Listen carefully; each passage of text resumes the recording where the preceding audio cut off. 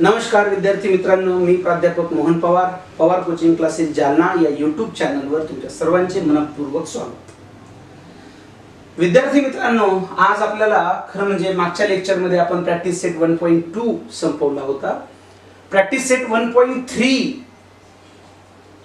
या एक्सरसाइजचा आपल्याला प्रॅक्टिस सेटचा इंट्रोडक्शन घ्यायचं आहे.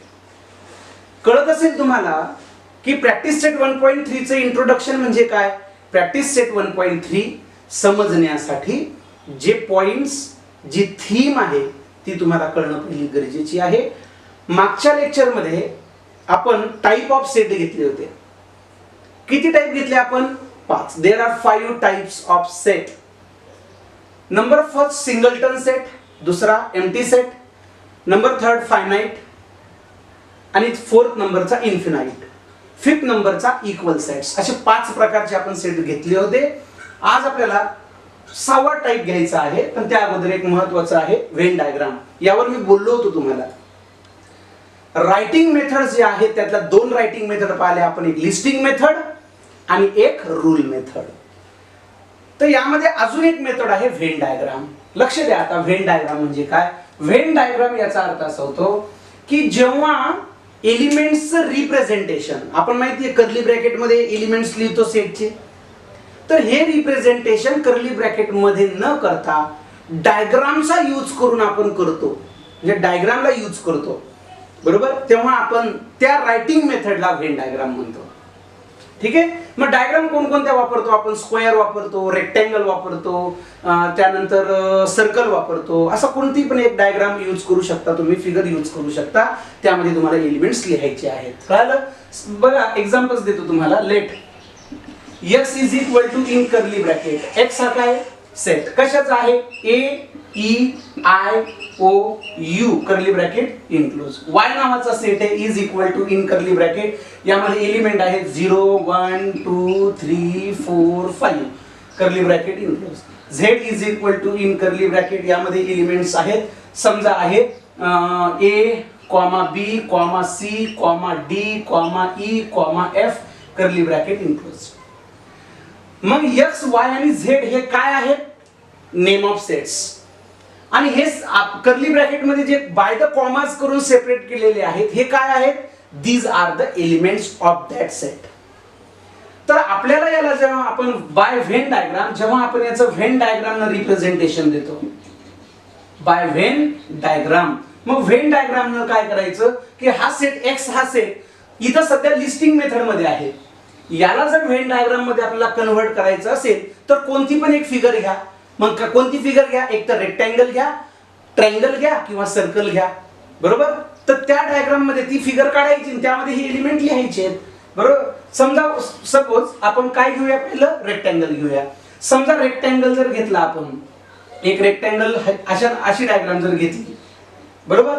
तर बघा आता याचं रिप्रेझेंटेशन कसं द्यायचं. एक डायग्राम घेतली आपण, रेक्टँगल घेतला, या सेटचं नाव x आहे म्हणून कॉर्नरला त्याचं नाव द्यायचंय तुम्हाला, बरोबर. कोणत्या तरी एका कॉर्नर मध्ये त्या सेटचं नाव द्यायचंय. आता यामध्ये एलिमेंट कोणते? a e i o u 5 element आहेत. मग या डायग्राम मध्ये जो ओपन स्पेस आहे आत, तिथे कुठे पण हे 5 एलिमेंट रिप्रेझेंट करायचे बाय द पॉइंट. पॉइंट द्यायचा असा, पहिला एलिमेंट लिहायचा a, कुठे पण पॉइंट द्यायचा, एलिमेंट लिहायचा e, कुठे पण पॉइंट द्यायचा i, कुठे पण पॉइंट द्यायचा o, कुठे पण पॉइंट द्यायचा u. म्हणजे रेक्टँगल काढून त्या रेक्टँगलचं नेम दिलं आणि त्यामध्ये 5 एलिमेंट जे होते ते एलिमेंट रिप्रेझेंट केले.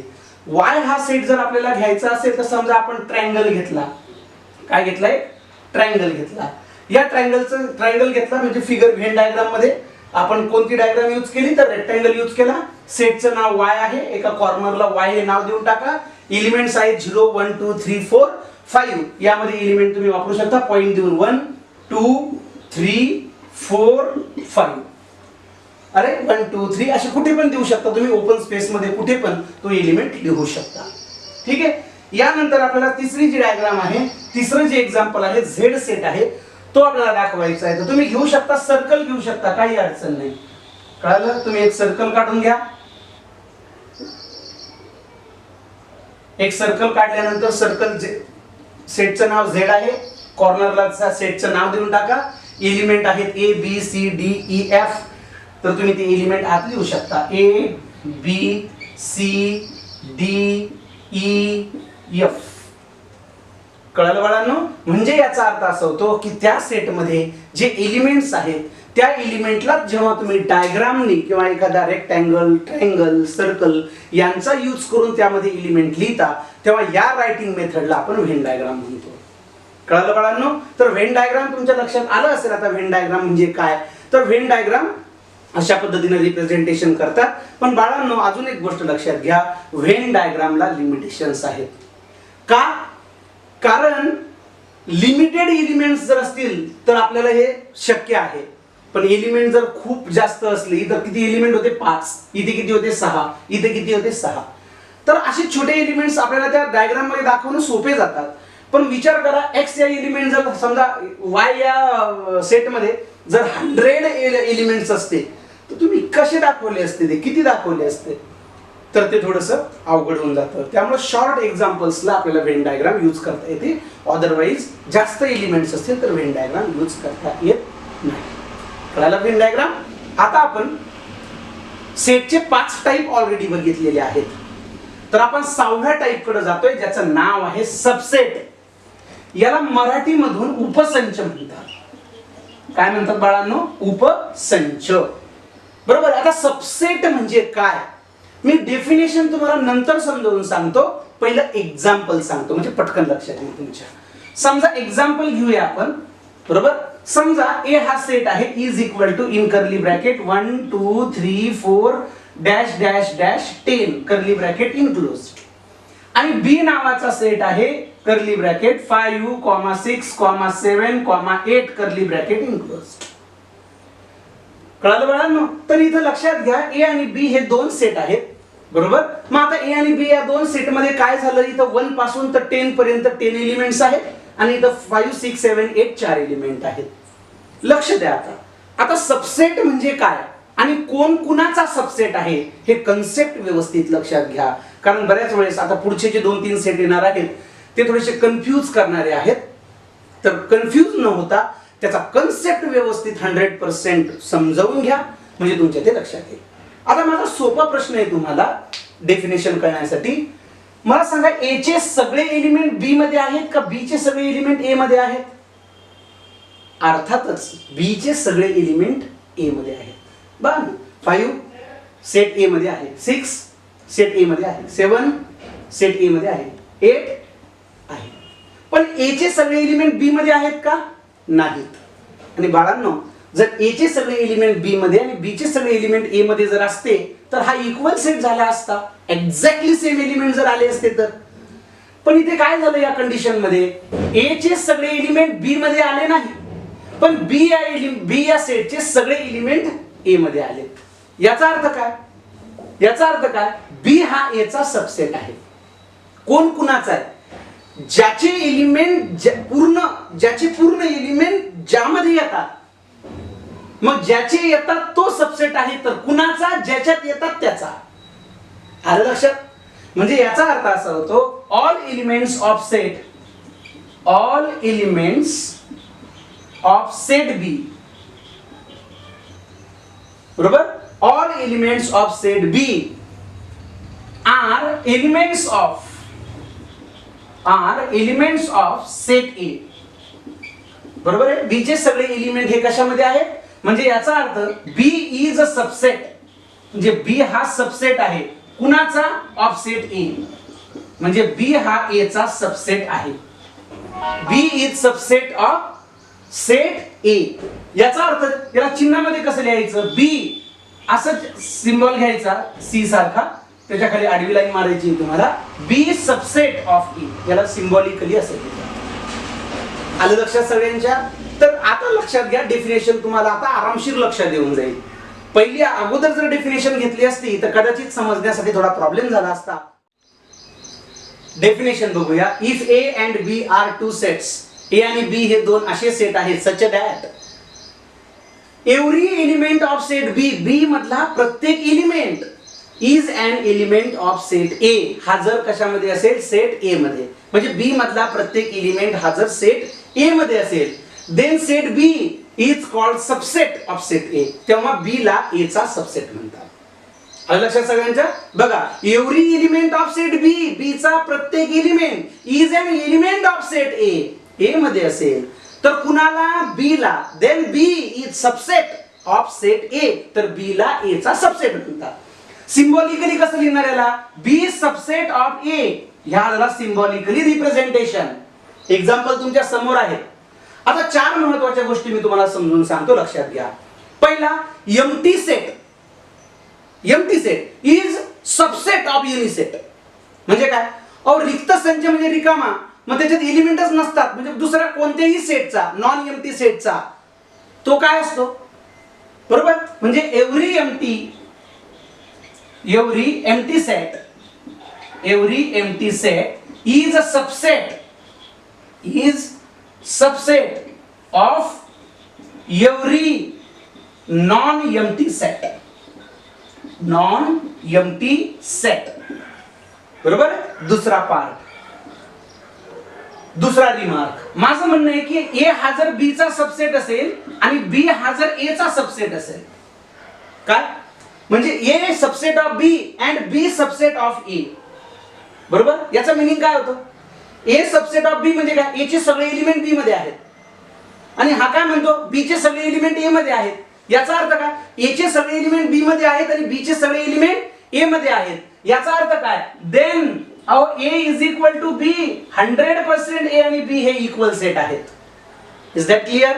आता याचं उलट असं, if A is equal to B म्हणजे काय? ए आणि बी हे जर इक्वल सेट असेल, देन काय येईल? A is subset of B and B is subset of ए.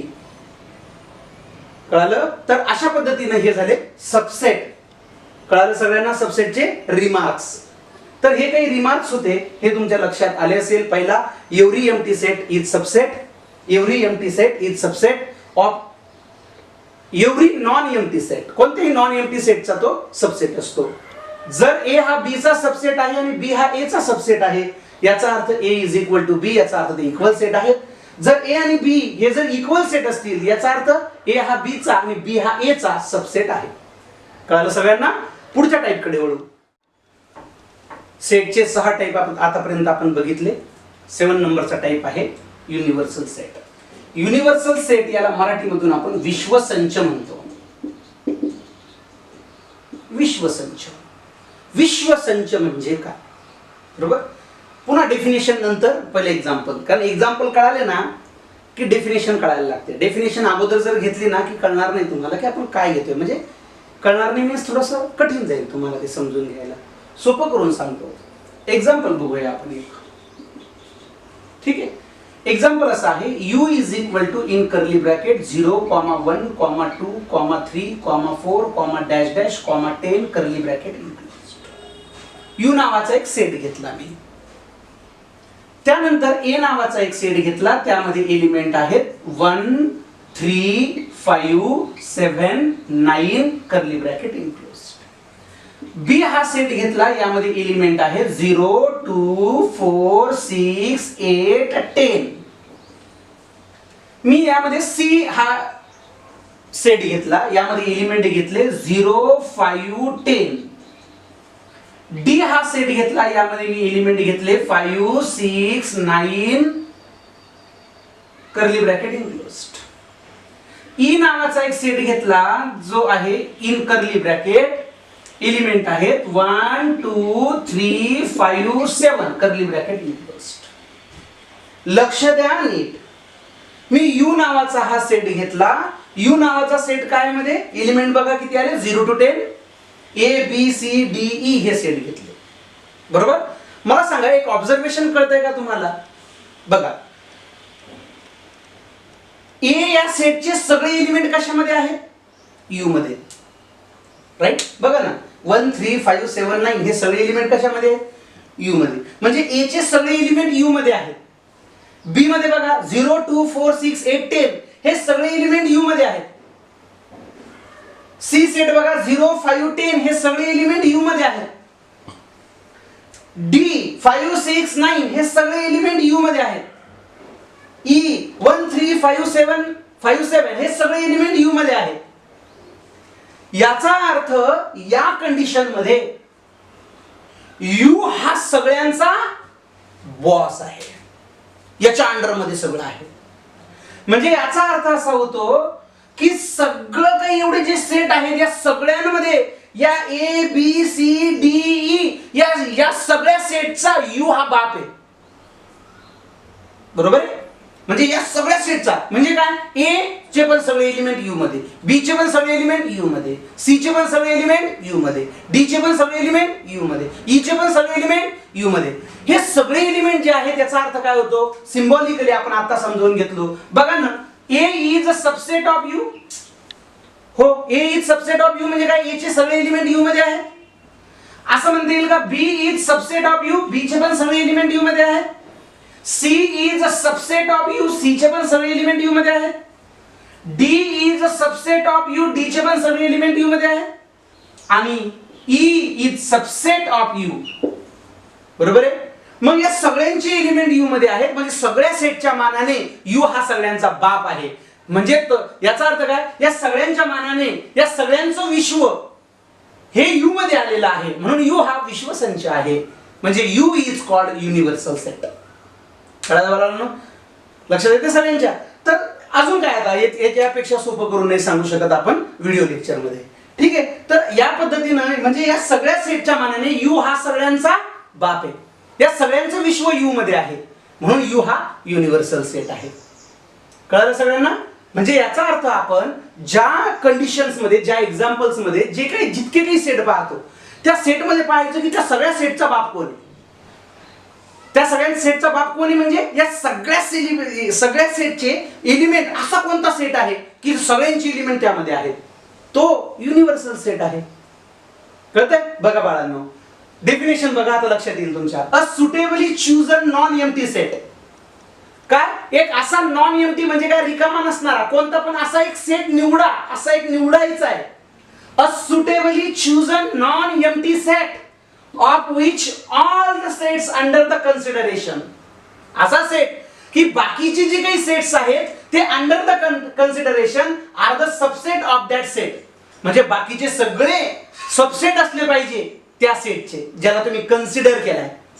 कळतंय तुम्हाला? मी आता एक्झाम्पल वरून डेफिनेशन काय आली. पुन्हा एकदा, a suitably chosen non empty set, असा एक नॉन एम्प्टी सेट निवडा of which all the sets are consideration under the consideration are the subset of the set.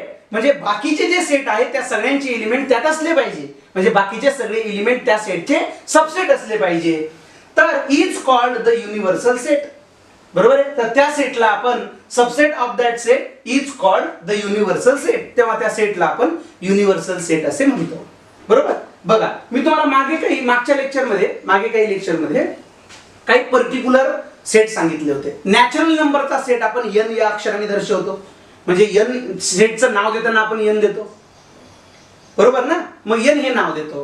Hole number असेल तर w देतो, इंटिजर्स असेल तर काय देतो, i. लक्षात घ्या, इथं युनिव्हर्सल सेट जर असेल तर त्या युनिव्हर्सल सेटला आपण म्हणजे त्या युनिव्हर्सल सेटच्या नावाला u म्हणतो. u हे नेम आहे, चिन्ह नाही. लक्षात ठेवा. कळलं? म्हणजे याचा earth the name of set, universal set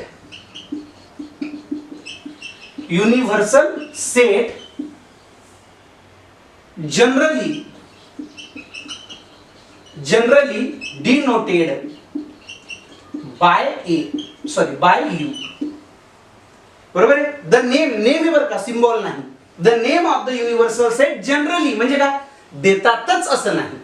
आपल्याला गरज पडली तर आपण यू घेतो शक्यतो. बघा, मी एक्झाम्पल मध्ये पण यू घेतला, पण त्याच्या जागी वेगळं नाव असतं तरी पण बाकीचे सगळे एलिमेंट त्यात आलेच असते.